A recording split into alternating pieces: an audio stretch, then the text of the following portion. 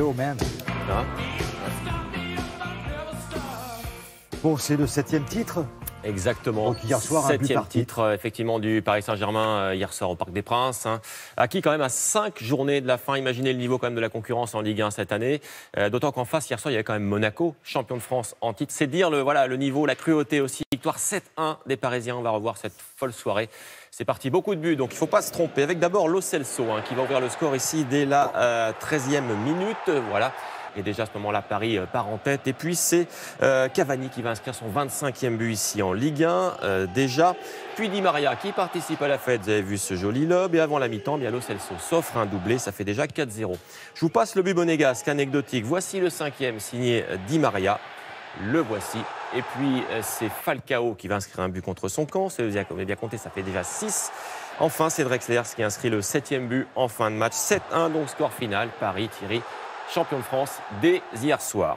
L'OM en revanche aime le suspense puisque 3, son adversaire, ouvre le score dès la première minute ici par Grand Cyr. Et Marseille va quand même revenir dans ce match. Marseille qui va égaliser sur cette action avec NJ. Ça va faire un partout. Voilà. En seconde période, c'est Nivet qui va profiter d'une erreur de la défense marseillaise pour donner l'avantage à 3. Et puis Mitroglou va faire revenir le match à 2 buts partout.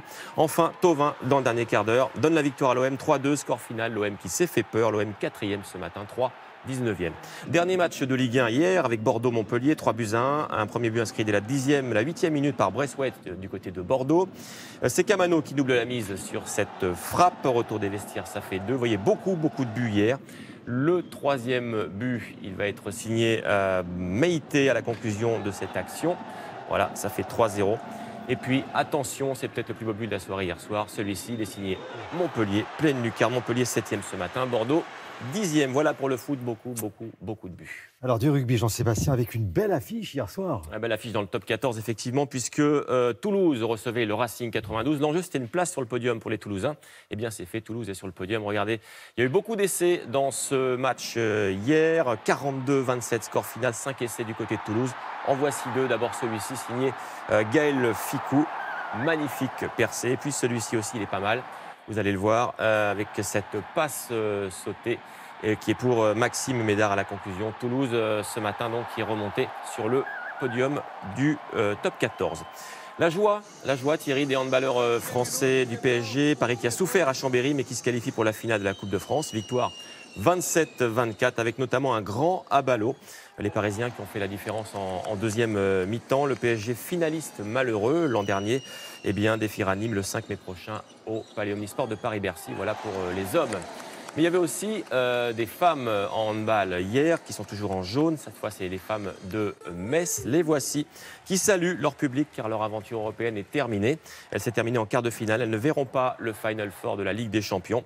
Elles ont été battues par les filles de Bucarest sur l'ensemble des 2 matchs, malgré cette victoire au match retour. C'est terminé donc pour Metz en Ligue des Champions de hand. Et tiens, si on prenait un peu d'altitude, Jean-Sébastien. Oui, avec le week-end prochain, une compétition qu'on aime bien, nous ici, c'est la Air Race. Vous savez, ce sont ces courses de voltige hyper spectaculaires.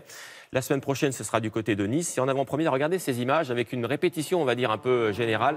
Une répétition qui a permis de voir 3 voltigeurs français prendre leur marque. Regardez ça dans le ciel de la Côte d'Azur.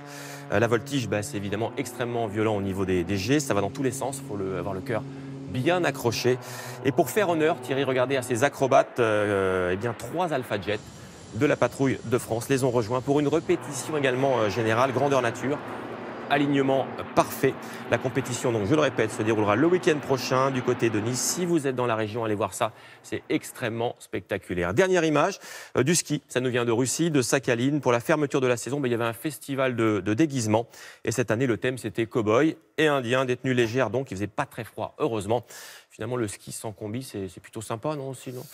Oui, c'est pas mal. Nous, on est obligés de rester... Vous skiez en combi, vous? Oui, toujours. Oui. Nous, on reste présentable, vous ne nous en voulez pas, voilà, histoire de vous accueillir pendant 3 heures. Qu'est-ce qu'on fait maintenant? Puisque ça se passe bien pour le PSG, ça se passe bien pour Toulouse. Bon, bilan sportif, c'est fait.